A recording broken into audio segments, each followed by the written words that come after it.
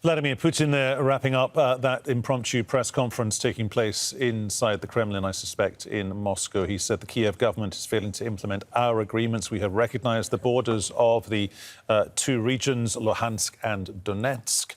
We will be using armed forces abroad. He has confirmed what has happened away from that scene that you were just looking at inside the upper house of the Russian parliament. This includes military assistance to perform all our obligations, he said, live now to Moscow.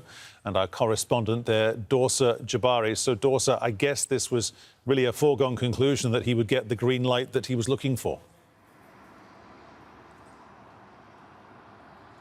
Certainly, but I think, Peter, I have to tell you, it happened so quickly that we're still trying to process everything, the events that have unfolded over the past few hours. First, the request that the agreement that he signed last night first went to the Parliament, the Duma here earlier today, and that was ratified and signed by MPs. And then there was this request that we hadn't heard at all anything about until we heard that the upper house of parliament was convening a special session to vote on what Vladimir Putin had asked of them. His request was to approve troop deployments outside of Russia.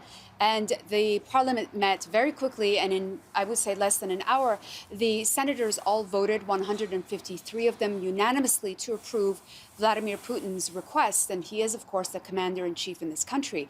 At that session in the upper house of the country's parliament, we heard from various high-ranking ministers who urged that this needs to be approved because, as the defense minister said, that Russia needs to protect the local population in those regions that have been declared independent as of last night in Donetsk and Lugansk.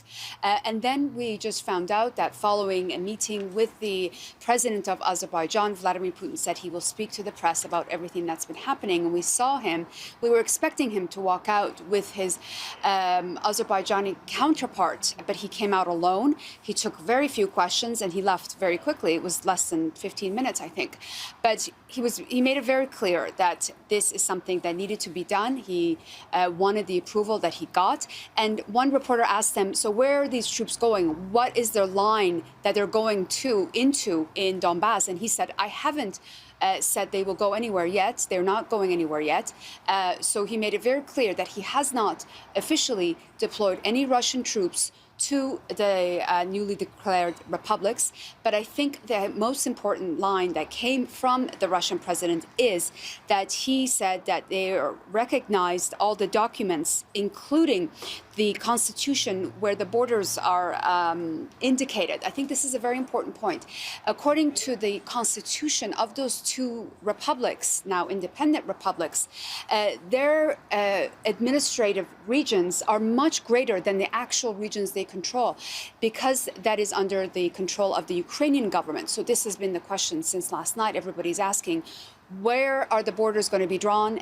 Vladimir Putin was asked as well. He said that is still up for discussion, and he even admitted that some of those lines cross into Ukraine, the administrative lines that the newly independent states claim they're in control of. He said that needs to be discussed at a later date. I think this is very important to keep in mind.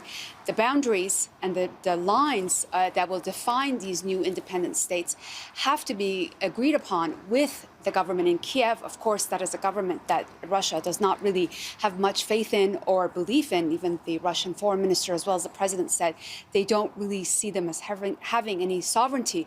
So it's going to be very difficult to see how this can all be worked out when the only peace agreement they had has been virtually destroyed over the past 24 hours. Vladimir Putin also said that the Minsk agreement is no longer standing. So it remains to be seen what will happen in the coming hours and days.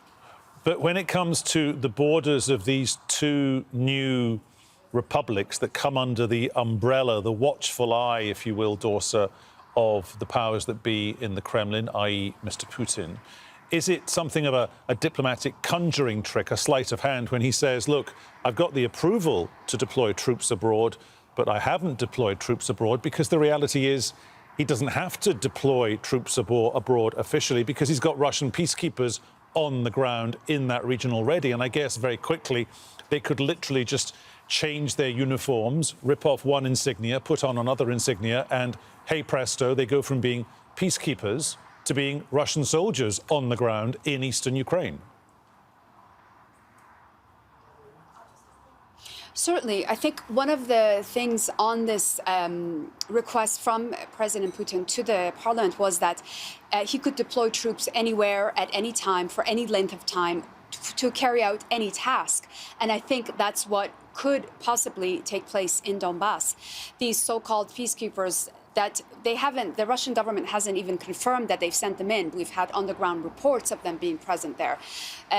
It could possibly be a situation where they were initially peacekeepers and they could then become part of the Russian military. It's a very, very gray area at the moment, and I think it's designed to be that way by the officials here and by the president. I think there's a deliberate effort by Putin to carry out these chess moves, as we've seen over the past few days. Sequencing of events that we've seen unfold with a narrative that we've heard all lead to where we are right now, which is honestly a very dangerous situation. And all parties agree that things are really very much beyond the point of diplomatic talks, diplomatic efforts. I think in the coming hours, we're going to hear from the U.S. President Joe Biden, and we'll have to see how the government in Kiev also reacts. I think their response to all of this will be key as to how Vladimir Putin decides to make his next move. Dorsa, for the moment, thank you so much. Dorsa Jabari there, our correspondent in Moscow, live now to Vienna. And